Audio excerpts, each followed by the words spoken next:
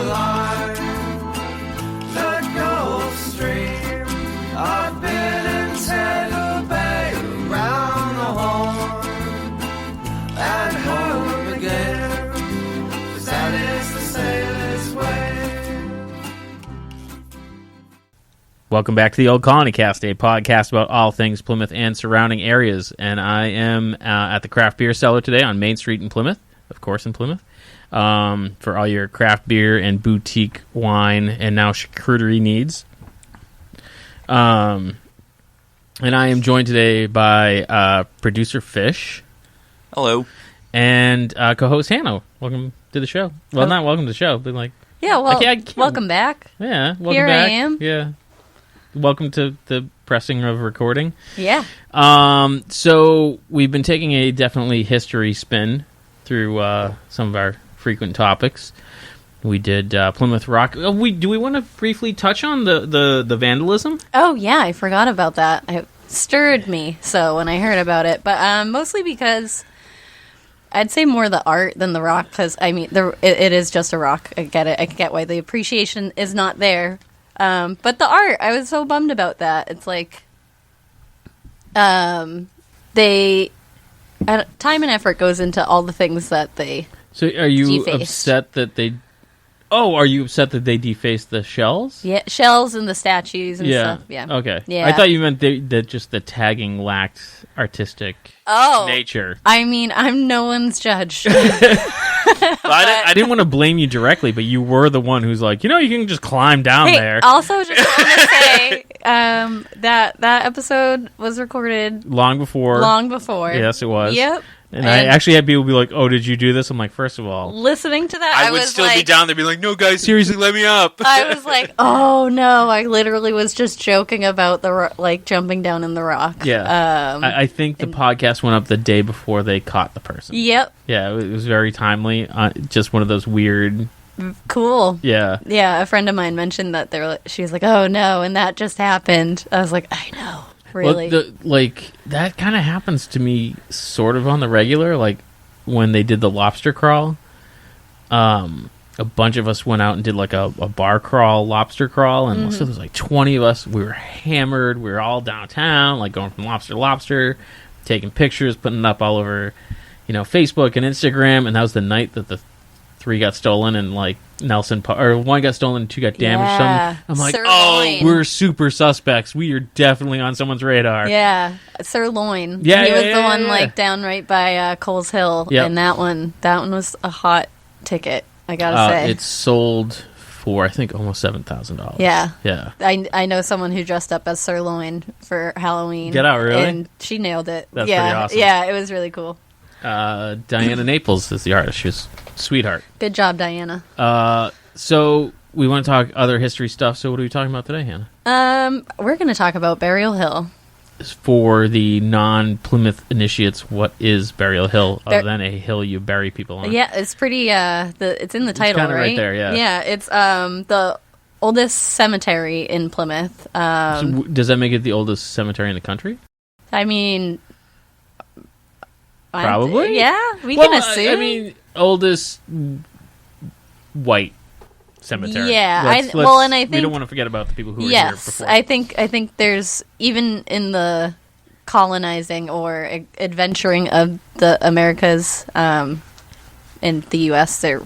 People died and they had to bury them somewhere. So Right. to say that it's like the oldest, it's up there as maybe the oldest like officially sanctioned. Yeah, I can say this much on Wikipedia: they do not claim to be the oldest. Okay, so fair enough. Yes, let's keep it at that. I guess. Right.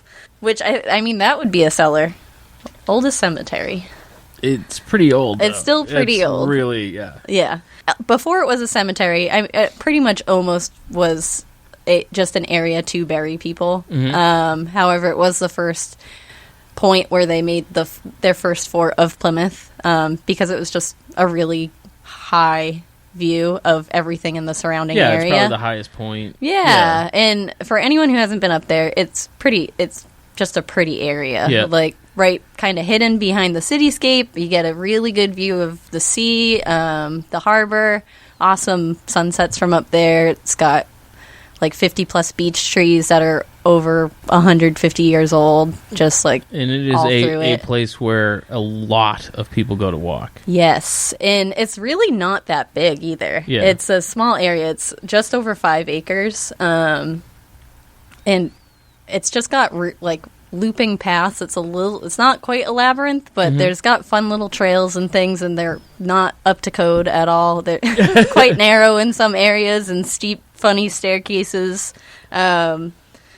That I don't know the last time the main staircase to it was like actually redone, but It's a bricks little are sketch, a little yeah. cobbly Yeah. and whatnot. So it's got character. I have spent a lot of my time there as a Yeah. weirdo. So in high school and still, but just for. It's a good place to like hang out. It's just it's really, really, and it's weird to say that a cemetery is a popular place for people to Yeah. go, but it's a really popular place to go. It's just like right off the popular areas that you would just be traveling through. It's So- like 2 blocks from where we're sitting. yes, Yeah. it's right there, and on a nice day, like in the sun, you just go sit, hang out. Like could be a park in my eyes, as far as I'm Yeah, sure, concerned, yeah. right? So it really is just a nice, pretty place that a lot of people still just walk through daily, visit during the summers. So, I mean, at its base, it's really just a cemetery, not like a lot of historical crazy things have happened there, but some really particularly interesting things have happened there, I guess is the way to put it. Well, and there's a haunted tour that goes. oh, there's a lot of haunted tours, and for good reason. Yeah. So there's a few scattered like areas where things are just suggested to tourists. So this like the powder house that is over there.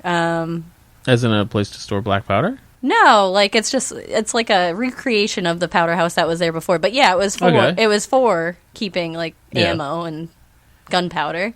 But it's a replica, so that's just a monument, right? And there's all different monuments of sorts throughout the graveyard. On top of not just having graves in there. So there's a lot of famous people who are buried there that came from England over on the Mayflower. Okay. Right? Well, I would assume the majority. No, not No, a lot. okay. No. So a lot of people that came to Plymouth were after the first Pilgrim wave. So that's more of who's buried there.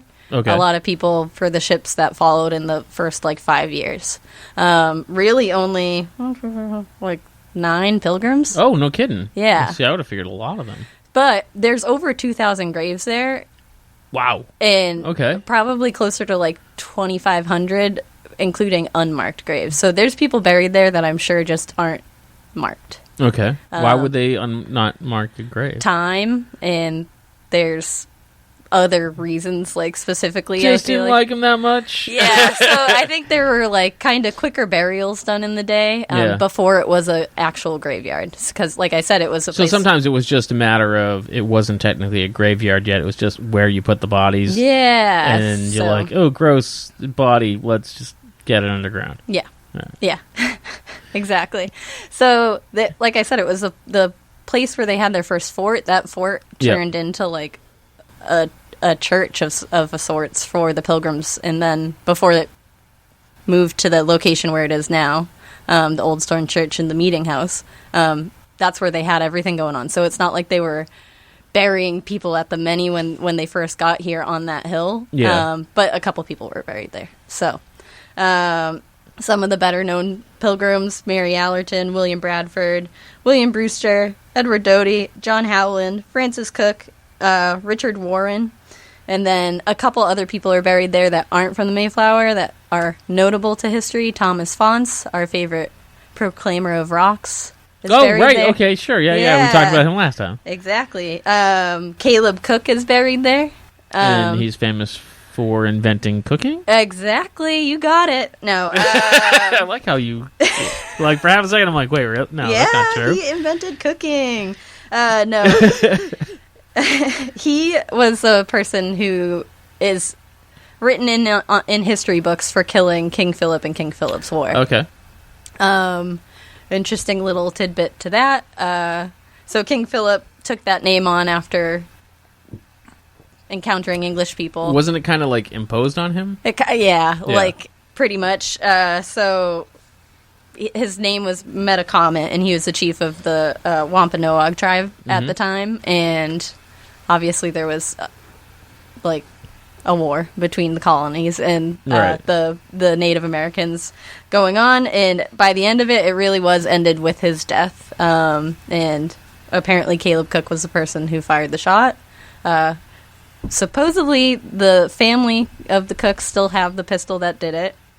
Oh, really? Yeah. That's a weird thing to hang on to. But... Like, it's been passed down generation to generation. And another weird factoid, possibly, is that King Philip's body was, like, unspeakable things were done to it. Well, his head was removed and it was put on a pike. Put on a pike right in front of the meeting house in Plymouth. So, like, 2 blocks from where we're sitting. Yes. So I was like, and I knew that. Like, I knew that about him. I didn't realize it was, like, right in my hometown, though. I was like, what? That happened. Like, I've probably walked in the place that was going on. Yeah. It just goes to show, like, I don't know, times, right? Like, that was a gory, it was a gory different time to live in. Yeah. Oh, gosh, was it. So, couple other people that are buried there. Not really, like, there's a lot of people there. That's pretty much it. It was, last burial was 1957, I want to say. So it's still in use by people in their families. Uh-huh. It's fine. So, obviously, you mentioned the ghost stories. Well, you said it's still in use by people in their family. Like, they don't still bury people there. No, but I just mean people have relatives that are buried there. Oh, it's well, like, sure. It goes from having really old people whose relatives just might have not live in Plymouth or whatever, but there's still people who were buried there not long, like a generation ago. Do we know when the last burial happened? Around 1957. Oh, wow, that's not long at all. Yeah, exactly. Okay, all right. So, like, there's a generation of people that still actively go and visit family members there. Okay. So you mentioned ghost stories. Yes. Right? Or the ghost story. Should we turn the lights down? And Yes. All This is probably when we turn the lights just turn down. the lights down. Okay, the lights are turned down. You guys can't see it, but it's pretty dark in here. It's dark in here. It's spooky. all Hannah has a flashlight under her chin. This is when I throw the sand on the fire. I just started in the middle of this. Yeah. Are you afraid of the dark? No? Okay. No, I got it. You got it? I got it. Okay, cool. Someone explain it to me later? Yeah. Someday when you're younger. All yeah, right. you'll get there. So we know that the ghost tours go through there. Oh, all the time. All the time. That's like one of their main spots in Yep. Plymouth. And there are plenty of like mentionable ghost stories that have come out of Burial Hill and the visits, late night visits to Burial Hill. Almost too many to mention. There's like Late night visits that you have been? oh no, I not feel like from me. Hannah has A whole tourist industry of late night visits to the Rock and I late night visits to the Burial Hill. I did spend a lot of late nights in the graveyard as a teen because I was weird, and that's what you do when you have a Ouija board. I don't know. Sure. Yeah. And when you're really cool. So, yeah. But the ghost like tours of Plymouth. I shouldn't say ghost tours because a lot of them are more historical based and they dip into the ghost stories as well. But on one occasion, one guide saw a Native American dressed in like the outfits of the day with like fur on him and whatever, walk right by him, but like had white eyes. And people have seen a lot of women in dresses of like Victorian era. That seems a very common ghost. Yeah, of course it is. That's what I mean. That's why I'm like, it's like too many to mention the one that stands out. There was one that just someone took a picture of a supposed ghost on and they posted it on Reddit. Oh, really? Yeah, it's a like recently? Recently, in the last like month. Oh, no kidding. Yeah, I'll show you guys. Yeah, just show a picture. maybe we this. can put that on the Yeah, Facebook page. definitely. So it's creepy. It's like a girl behind a headstone. Depending on like how far away she is from the headstone, this ghost is either doll-sized or it's person-sized. Or giant and really far away. Yeah. You know What how perspective? distance works. She's a giant. She's in Braintree. No, it's hard to say because the moment I saw the picture, I know the headstone, Yeah. and it's not a massive headstone, but it's larger than some of them, but it's not super tall either. So I was like, it's like kind of a doll or child sized, but doesn't look like a child. It's creepy. It is Yeah. creepy, and I guess there's a guy ghost in the picture too, but I haven't been able to spot him. Are there, like, I don't know, I guess residual is the only term I can think of. Like, you know, you go to these historic places and like, oh, there's the woman in this, or like, are there specific ghosts that people mention either by name or by reputation? Not necessarily. There is someone of reputation to mention, but I'll get into that in a little bit because I kind of got to circle around to her. Okay, all But- right. I don't mean to go out. No, don't worry out about of it. order on your notes. You're good. I only want to circle around because I want everyone to hear it the way I did, I guess. So, do you guys know what puckwudgies are? Yes. Yes. Great. Plenty of sightings there. But not all our listeners. A puckwudgie. And by not all our listeners, probably nobody. We're huge nerds. Yeah. So, a puckwudgie is a humanoid type being. It's Kind of like a if you think brownie, Yeah. elf, gnome kind of creature. Exactly. Yeah. And there have been sightings in the graveyard of puckwudgies. Okay. So, not saying I saw one, but let's just say I saw one. Okay. When I was in high school, and no one believed me. Can I ask you a valid question? Yeah. I'm not saying that Burial Hill has a reputation of a place where people go and drink and do other things. But were you drinking and doing other things? I was not drinking. Okay. I actually don't even think I was doing other things that night, but honestly, on a normal night, I probably would have been. Okay. So, But that's a fair question. Fair because question. there are people that go up there to have a drink. yeah. Yeah, that's where you go. You just Especially, I feel like when you're underage. kick it back. Yeah. Yeah. Just let your stress go. In the graveyard. Plymouth is the most drinkingest town in Massachusetts. Yeah, it really is. So, plenty of puckwudgie sightings, too. In the same vein as the ghost stories that you come out of there. Like, people are like, I saw this weird little goblin guy, or whatever. And, you know, all the regular puckwudgie stuff. You know, listeners that know what puckwudgies are. They like to manipulate people and scare them and taunt them and do things like that. And for those who don't know about puckwudgies, my name is Andy, and I'm the same thing. Short. I'm short, and I like to taunt and irritate people. Oh, that's short, kind of hair. Yeah. Yeah. Fits, right? Yeah. All right. There's a lot. It's a lot closer than I think any of us are happy with. Thanks, guys, for not being like, no, Andy, you don't fit that description at all. But go on.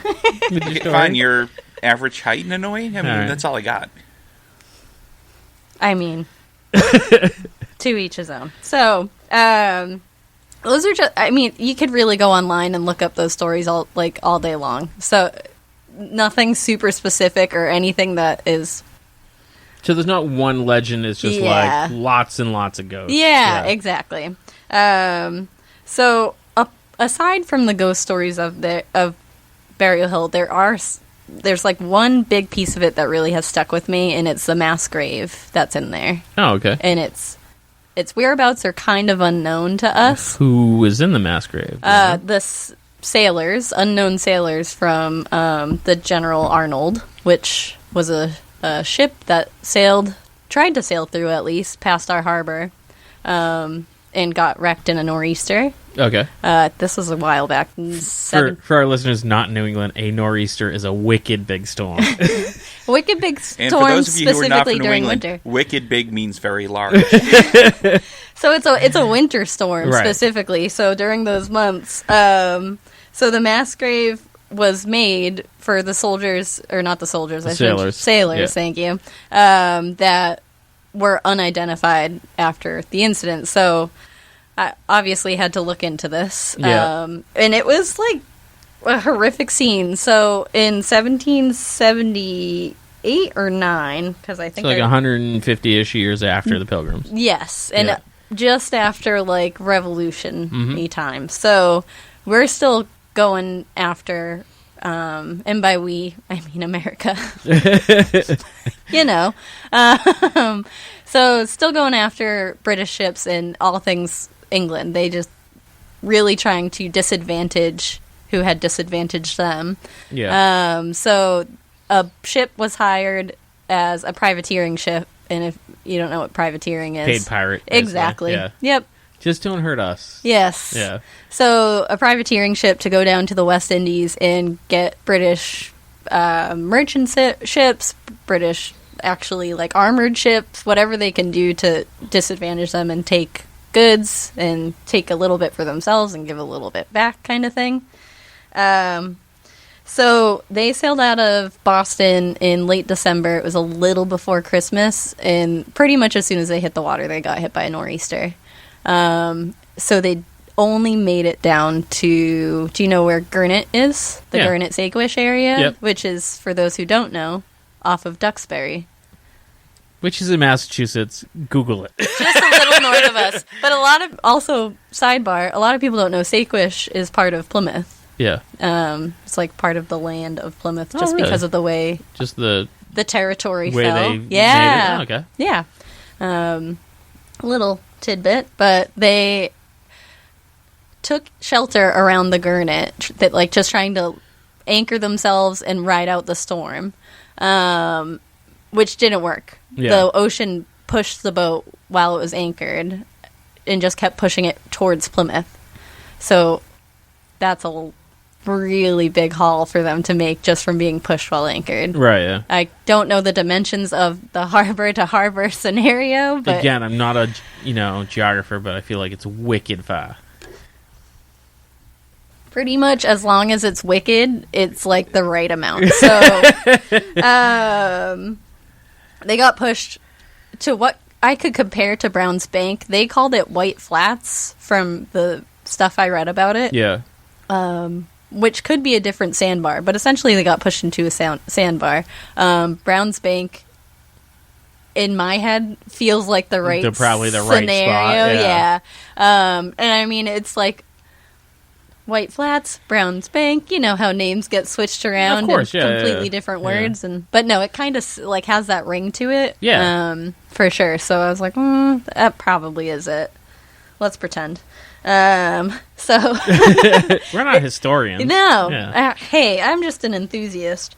So they get pushed into that sandbar, and the boat just essentially cracks. Like, they start taking on water. Now, mind you, the crew is under the deck because it's crazy out. Yeah, you can't be out and stuff. No. So they've just been seeking shelter under deck, but all the water rushing in forces them to go above and face the elements of the ocean and the freezing rain. And guess what? Now they're in a frozen harbor. Right. So for our listeners who aren't familiar, think Deadliest Catch.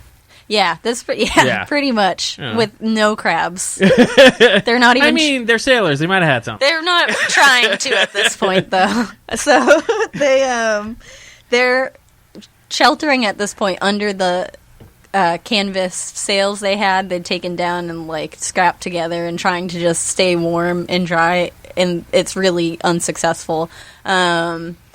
Everyone who lives downtown and on the waterfront can see the boat, so Right. it's not that far out of viewpoint. That's why Brown's Bank makes sense to me, because we can see Brown's Bank from here, Right. if there are people on it. So, or something larger than people, maybe not people, but it's Yeah. there. So When they had the party. yeah, exactly. When there's a stage out there in the middle of the ocean. So they get stuck out there, and everyone is attempting to make like any sort of effort to save them, but they simply can't, because the ocean is not only frozen over with those huge chunks of ice we see in the bay, but Right. the water is getting tossed and turned. So it's like ice chunks getting thrown around. Right. Like just the worst. The worst kind of thing you would want to sail in. Yes. Yeah. Ever. And they don't have boats like sturdy enough to get through it. So they can hear the screams of the sailors from on shore, and they're just like, we gotta wait too. Sorry. And the storm finally clears out. This is now just the day after Christmas, so Merry Christmas. They finally get out there, and they have to build a bridge across the ice, like a bridge pulley kind of system, to save them. And out of the 102 sailors that were on the ship, only like 28 of them survived. Yeah, there's 77 dead. Wow, had frozen to death. Yeah. The captain of the ship had, I guess, instructed the sailors to pour rum in their boots to try and prevent it from freezing, because alcohol. Yeah. Right, yeah. And then some guys drank it and ended up dying anyway. But it's like, I mean, if you're gonna go drunk. Yeah. Right? So yeah, they were really out there in the elements, like the worst possible scenario. Sounds horrible. It was a nightmare. Like, reading about it, I was like, I'm cold just thinking about all of this. So all these sailors are buried on the hill, but don't know exactly where? Not all of them. Okay. So the thing about it is, and they literally just left Boston Harbor before they were hit by the storm. They didn't have time to take roll call of the ship. So these frozen bodies were just a guy. Just a guy, but their families knew they went out on that boat. So family members had to come by and identify the bodies, laid out right in the meeting hall. Mm-hmm. And then anyone who was not identified was put into the mass grave in Burial Hill. Oh, that's so weird. Yeah. Just think about the building right up the street, they had 70 bodies just laying there, and be like, that's him. It was, very, it's weird. Very weird. So, I mean, they just got approval this last year to try and find it. Someone knows just by their trying to find the boat? No, the boat actually was found in the 80s. Okay, they so found they're trying boat, to find the grave. Oh, okay. Because we don't know exactly where it is. Mm-hmm. So they got approval this past year to do it. I don't know when it's going to happen, but they apparently know, just from whatever tools they have, kind of where it probably is. And they're literally just going to try and just assess it and identify it. Yes, this is the area. Do you know who's doing that? I have a name, and I'm too far ahead in my notes. Oh, we keep jumping around on our notes. I'm sorry. What are you sorry for? We're the ones jumping around. Yeah. No, I don't know. You take all these notes, and I'm like, ooh, tell me the end. No, I don't know if I read the name at some point, but pretty much it's the Massachusetts Historical Society. It's not. Okay. That's not what it's called. Yeah. But that's the equivalent of that. It's in between Plymouth and Massachusetts. We got the approval to do it. So there is a specific archaeologist who is doing it, and I do have his name, and I'm sorry. Send it to me, because I'll see if we can get him on the show. Oh, that would be really cool. Yeah. I did. Yes, I love harassing people. I wrote his name down in my draft notes. So sorry, but not in your final notes? Yes. Well, yeah, so send it to me. How did I know you guys would ask me for a name, I don't know what I'm going to ask. I know. I'm joking. So, that's there. Somewhere in Burial Hill. There is a monument for it. Mm-hmm. But again... But it may not be in the right Not spot. associated with where it actually is. Just that it happened. So moving ahead just to a different fun character that has to do with Burial Hill. That I definitely meant to mention before that story. But that's okay. He's not really out of order at all. So Dr. Thatcher...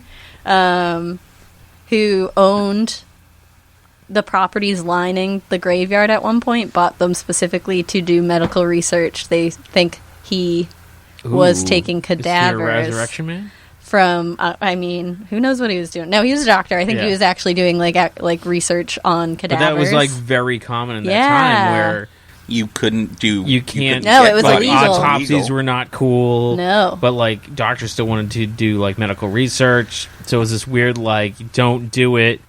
But if you do it, don't you understand get caught. Why. Don't get caught. Yeah. That's so. Oh, wow. That's so he had. So the way Burial Hill was set up before on, I want to say Russell Street. There were homes picture anywhere in Plymouth that doesn't have a building on it. There was probably a building there before. Right, yeah. So that's no different with Burial Hill. It had buildings on it at some point.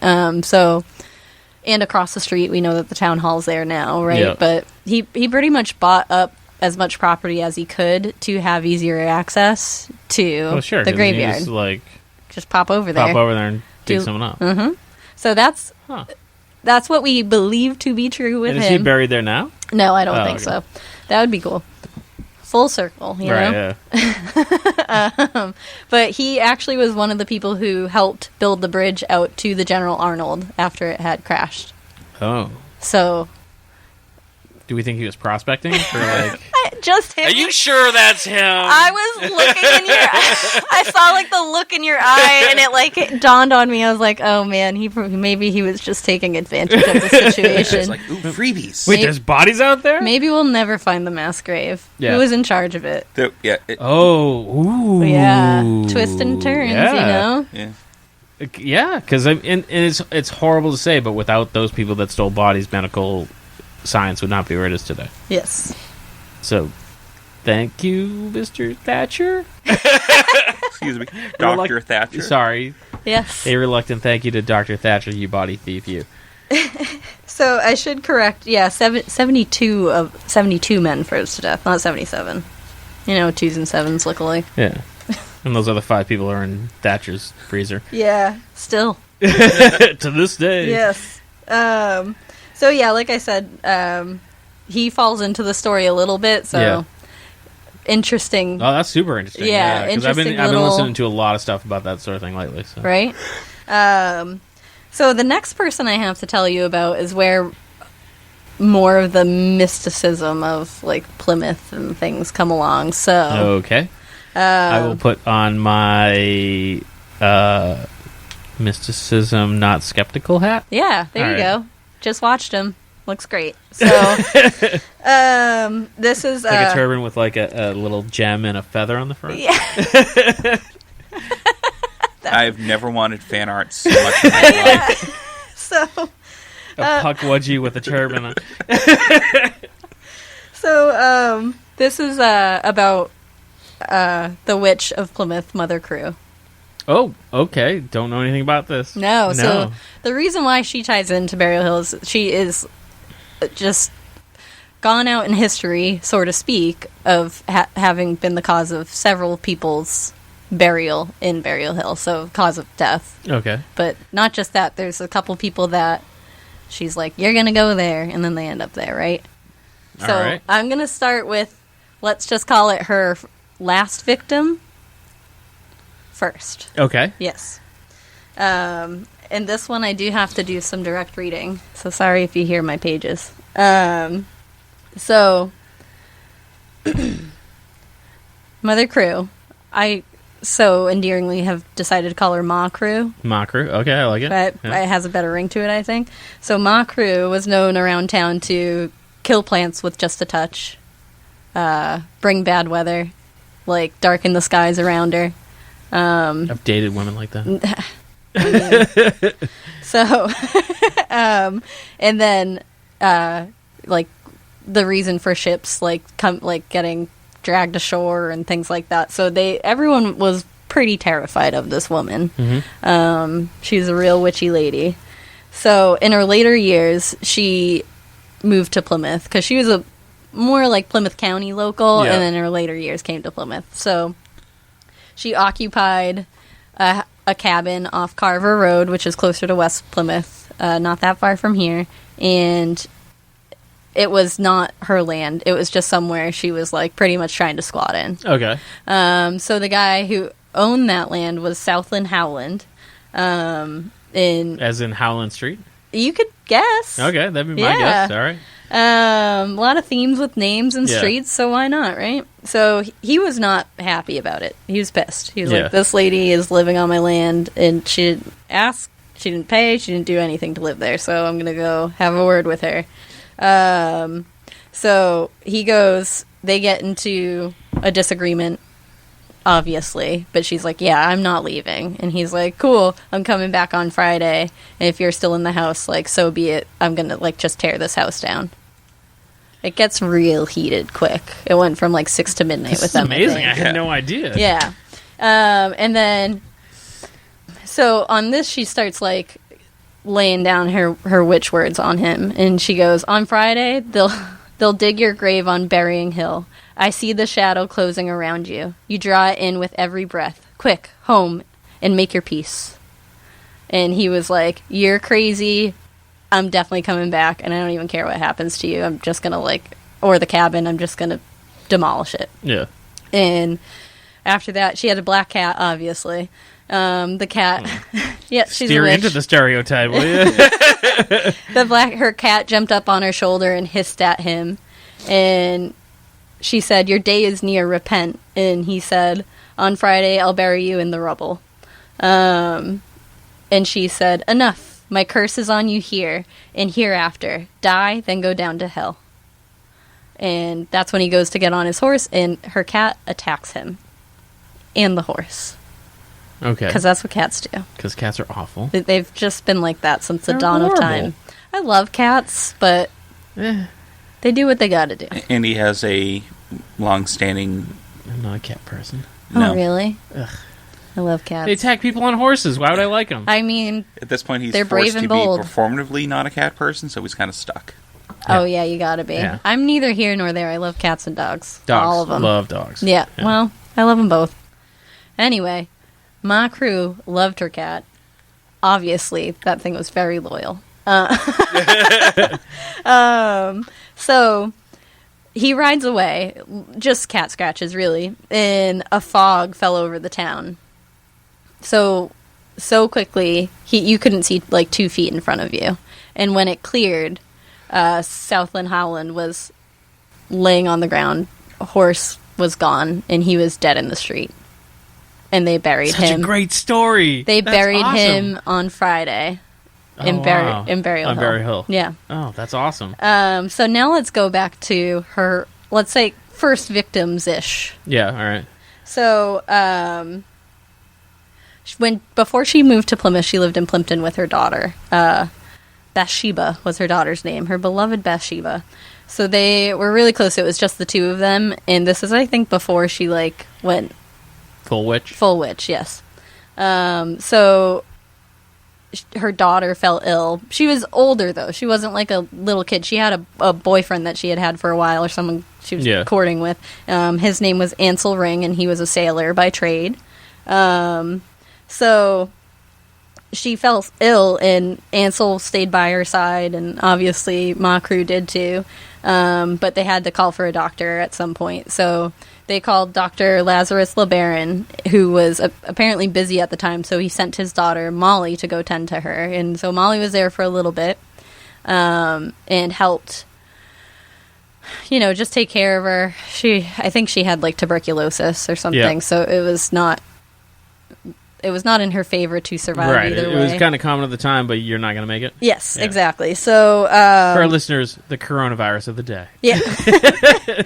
If you don't know what tuberculosis And they didn't have is. hand sanitizer or toilet paper, which I don't understand. So this is where it gets a little not even woo. It was just whoa, Okay. Kardashian-esque, I guess. Oh, all right. So Okay. Molly and Ansel start to get the hots for each other. Oh, so this is the girl who's the doctor's Daughter. Oh, Yes. Snap. Yes. So they're looking for any Real Housewives of Plymouth Rock. So they're looking for any opportunity to get a loan once they figure out that they both like each other, while Bathsheba is sick. Yeah. So in that house, in Ma Crew's house. So they get Mother Crew drunk. I don't know, either by hey, let's have some drinks, we're all here, right? Or Right. no, let's slip alcohol in there. It doesn't really say. But she gets drunk and falls asleep, and that's when they get their time to get closer. And Mother Crew wakes up to them in her living room, being real friendly. What is the Pilgrim version of bow chicka bow wow? Who knows? I'll have to Google it. I don't know. Google that. So, she's obviously livid, Of course. Right? You would be. and this is where she lays out her curse on them, and I don't have the cool words of it all, Yeah. like she did for our boy Howland, but she is your whole family's cursed. Any children you guys have out of this, they'll also be cursed. So have fun. And it was a terrible life for them. Dr. LeBaron died. The doctor who sent his daughter died Yeah, shortly after Bathsheba did. because that's her family and he's cursed. Yep, exactly. So that makes sense. Not because of old age. It's a curse. And Ansel and Molly did go on and have a life and whatever, but it was filled with a lot of bad luck. Ansel in his career as a sailor essentially had to find something else to do because the bad luck he brought on ships... Oh, like they wouldn't let him on anymore? Yeah, exactly. So they did have children. Some didn't make it, like past birth. Yeah. The ones that did just had terrible luck, including one of Ansel Ring II, who also decided to take his father's way of work, which was being a sailor. Yeah. So he decides... Oh my god, I thought you were going to tie it into the ship that was sinking. Stop, Andy, for God's sake. Wait, did I ruin it? Oh my god! Edit that out. Edit that out. Edit that out. So his son's a sailor. So she, obviously having cursed the family, and Ansel Ring II taking up sailing like his father, finds profitable work on a ship that is hiring out of Boston to sail to the West Indies and profit off of British merchant ships. Yes, if you can believe it, folks. No, so obviously it was... That's crazy. He got hired on the General Arnold, which we all know what happened to that, which is why I had to tell that story that way. Oh my god, that's amazing. Yeah, So, that's a really good story. When Mother Crew died, the town, everyone who lived there said that the sky went black. Yeah. Murders of crows were taking over the sky, and it was just like a dreary, dreadful day, and they thought doomsday was happening. It didn't. So, there's that. Yeah. So we got that looking out for us. Yeah. And now the best part and worst part about Mother Crew is exactly how I found out about her. It was a book written that turned into folklore. What do you mean? Dr. LeBaron and His Daughters was a story written by Jane Goodwin Austen, and the story of Mother Crew was made up by her. And these stories are still told today as if they are true. Shut up. So wait, how much of that was true? Probably none of it. That's Wait, Hannah. You mix. So there are some things true. A lot of those people are actually buried there. Dr. LeBaron is a real person. He's buried there, and he died September 2nd, 1773. He really is up there. And Howland's obviously a real person. I believe Howland is up there. I don't know. I haven't seen that grave. Dr. Yeah. LeBaron, though, I've seen his grave. So Yeah. I was like blowing a casket. So is there seeing really this. No pun intended. Is there really a mass grave? That's real. Yeah. Okay. So the General Arnold is all real. Yeah, Mass where grave exactly is real. did you lead us? I know. I'm so confused now. Where did you lead us on this merry trail of lies and myths? Truths? Mother Crew, the introduction of her. Mother Crew. Okay. So South and Howland, the story of her like living in his. Oh my god. Yeah. So Okay. for listeners who don't know, our good friends own Second Wind Brewery on Howland Street. And if they don't have a Mother Crew beer in the next 6 months, I'm going to be super angry. Because I have to, make them listen to this. Because that was an amazing episode, Hannah. Thank you so much. That was... You spun a tale. The flashlight under the chin was totally worth it. Yeah. It's still dark in here. Yeah. Remember. I mean, Fish is touching my knee. It's a little weird. But got other than scary. that... Andy, that's not me. Oh, it's Mother Howland. No, Crew. Mother Crew. Damn it. Ma Crew. Ma Crew. That was an amazing story. Thank you. And yeah. thank you so Vocal much. fry. Yeah, I think next time we're going to be talking about your new tattoo. You have a new tattoo. Tell our listeners. It's let me describe it. So the angles. No, it's the Mayflower that is engraved on the back of the Mayflower too. Yeah, and Fish and I both have sweatshirts for Mayflower Brewery has a new beer called 400 with the Mayflower logo. So we're gonna, I think, spend a couple episodes talking about the Mayflower. I mean, it's 2020.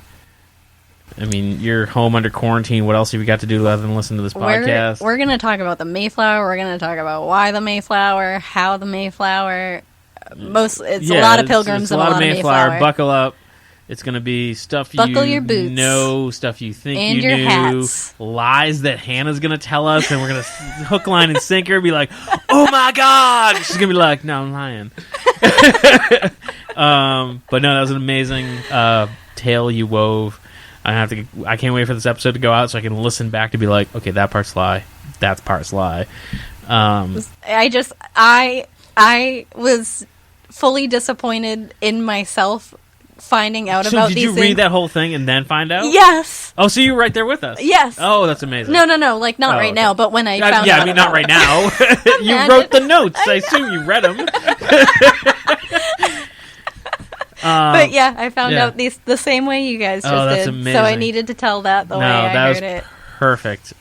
So, listeners, if you want to write in and curse at Hannah for leading you on that tale of lies, feel free to. You can hit us up at Inebri-art@yahoo.com. We'd love to hear from you. Hannah, again, that was top notch. Thank you. I can't wait for the next episode. Seafish, why can't you do stuff like that?